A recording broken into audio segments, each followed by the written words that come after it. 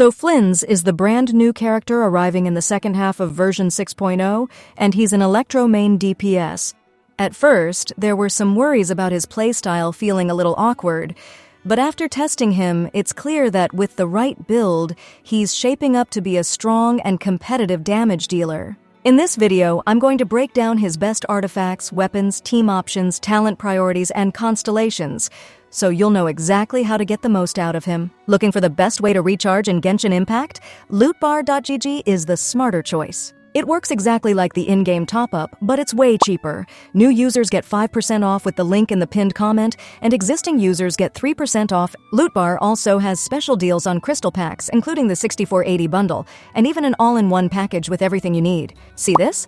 The regular $100 pack only costs $82 on Lootbar. The process is simple and secure. You don't need your password or login. Just enter your UID, pick your server, choose your pack, and your crystals are delivered in seconds.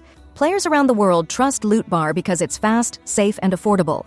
So don't waste your money. Click the link in the description or pinned comment and start saving on your top-ups today. Lootbar, safe, fast, and way more affordable. Let's start with artifacts. Flynn's best in-slot set is the new Knight of the Skies Unveiling, which gives him a huge crit rate boost. For your main stats, go with an attack sands, an attack goblet, and a crit damage circlet. Crit rate can work if you somehow have perfect substats, but most players will be better off with crit damage thanks to the set bonus. For substats, prioritize crit rate, crit damage, attack percent, and just enough energy recharge to stay consistent.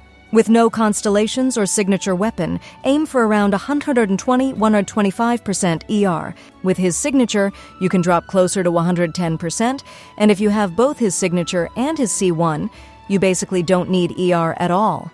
If you overstack ER, there's even a niche playstyle where you can use his big burst every 3 rotations, but for most players, focusing on his enhanced skill and mini burst rotation is the way to go. Now for weapons.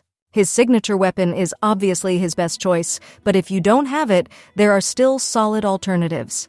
The Nod Cry Craftable is the best free-to-play option, with Deathmatch at high refinements also being strong.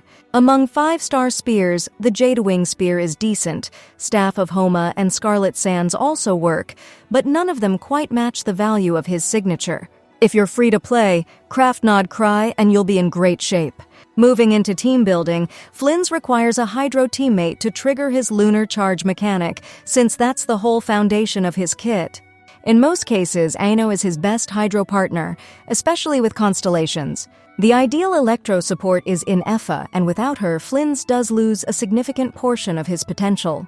If you don't have Effa, Kuki, Shinobu, and Fischl are the next best choices. For your last slot, Sucrose is easily the strongest support, providing Shred and Thrilling Tales buff.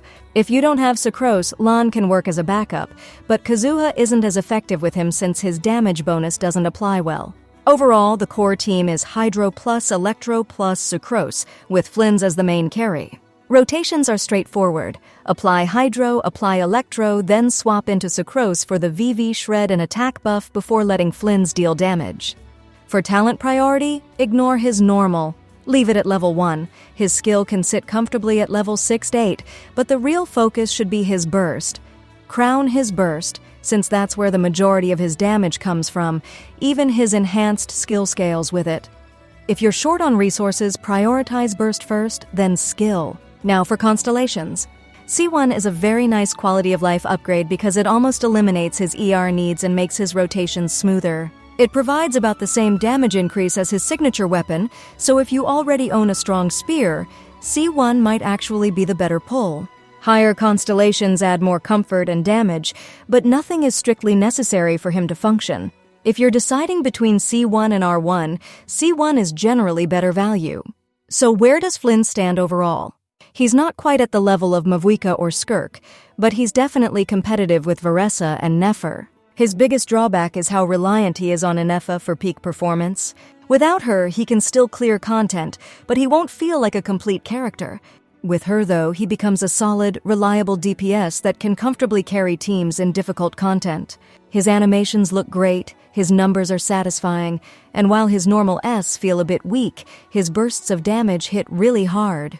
That's the full breakdown for Flins. Let me know in the comments what teams you're planning to run with him, and whether you're going to pull for him or skip for someone else.